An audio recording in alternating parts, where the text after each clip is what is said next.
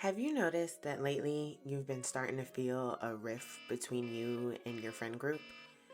Maybe not with the whole group, but maybe just with one friend in particular, your go-to person. Things have changed, right? Something feels different, but you can't quite put your finger on it. If I had to guess, maybe something happened and you were going through a rough time and you just feel like they weren't there for you like you needed. Or maybe vice versa.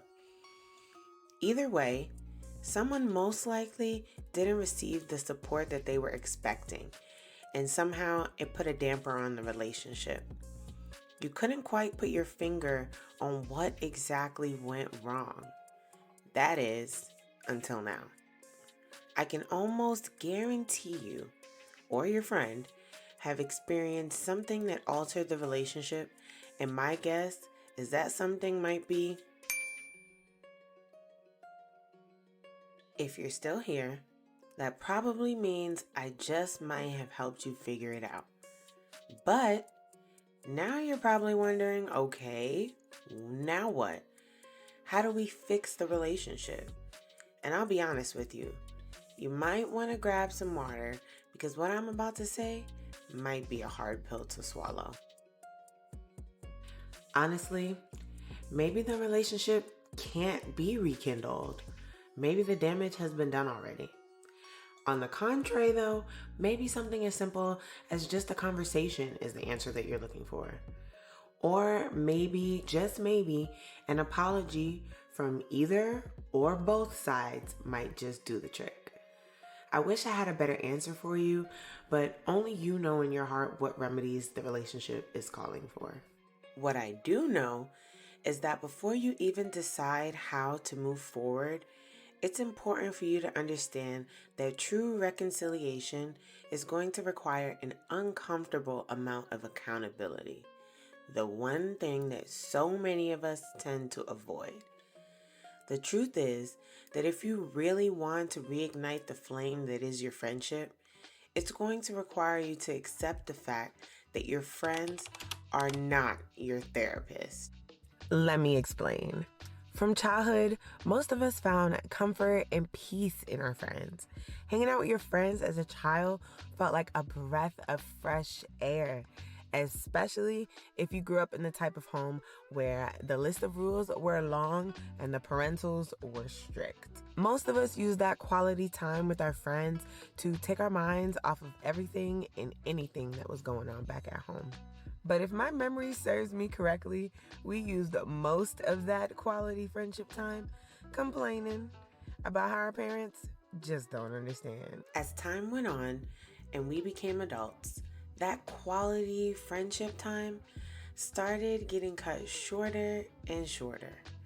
What used to be endless hours of fun and imagination was now constantly interrupted by none other than life itself.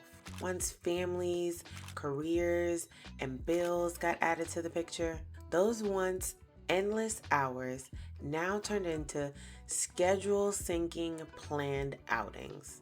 Sometimes even weeks or months in between, thus forcing us to unload all that was going on with us in such a short amount of time. Before you know it, you're a few drinks in and filling in all the blanks of your lives. At that moment, we don't see it yet, but there's a line being blurred.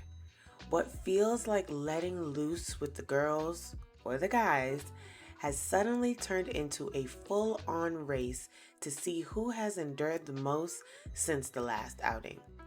And that is the moment that we have to stop and ask ourselves, am I venting or am I trauma dumping? Most of us confuse the two because we don't necessarily understand the difference.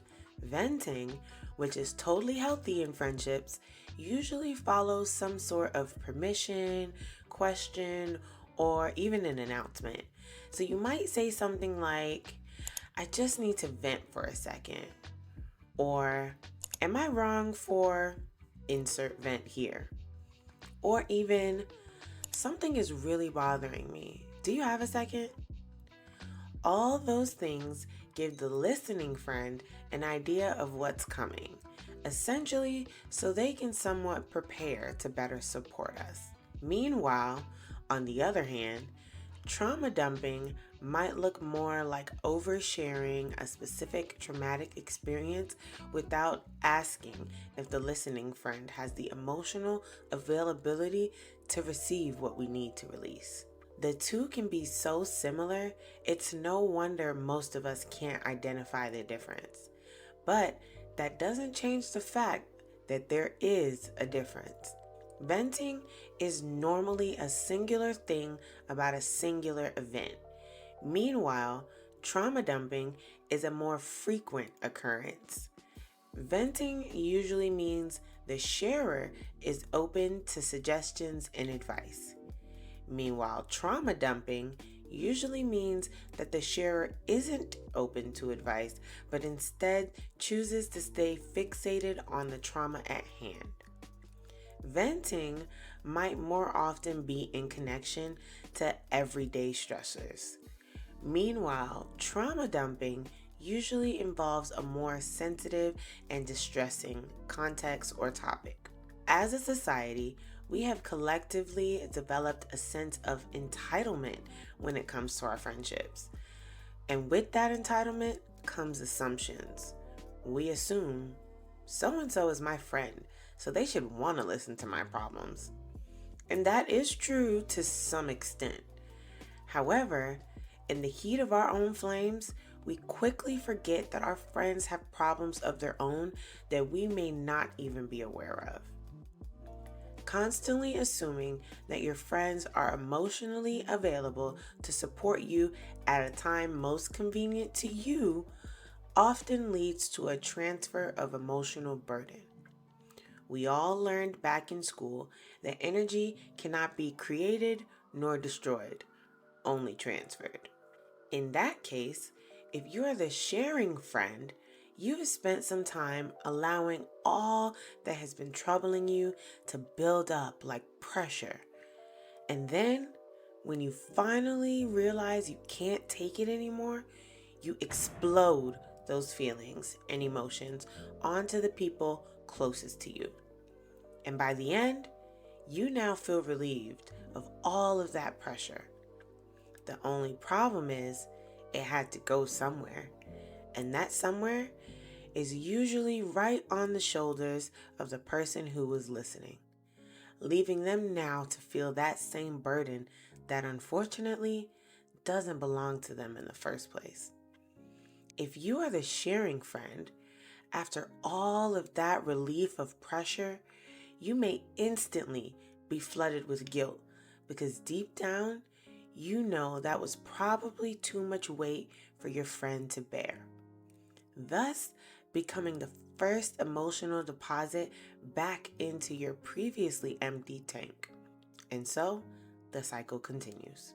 By forgetting that our friends are in fact not our therapists, it makes it subconsciously easy to cross their boundaries. The tricky part here being they themselves may not even know said boundary exists until it's already been crossed. Constantly oversharing negative emotions with those closest to us is a sign that we may not be taking the listener's emotions into account. Let's say you're having a bad day because you just found out that you got overlooked for the promotion you were really hoping for. The friend that's currently in between jobs right now and having a little bit of a hard time is probably not the friend that you want to call to vent to.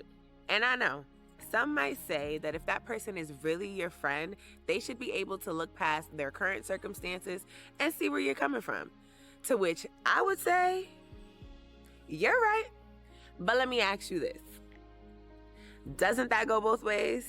It's completely expected and understandable to want to just blow off some steam with a friend. But it's important during this current mental health crisis to remember that our friends are not certified to help us when things start getting too heavy. In a post-pandemic world, as a collective, it's no secret that many, if not all, of our mental healths have been on a decline. That said, there's absolutely no shame in needing to outsource some kind of outlet.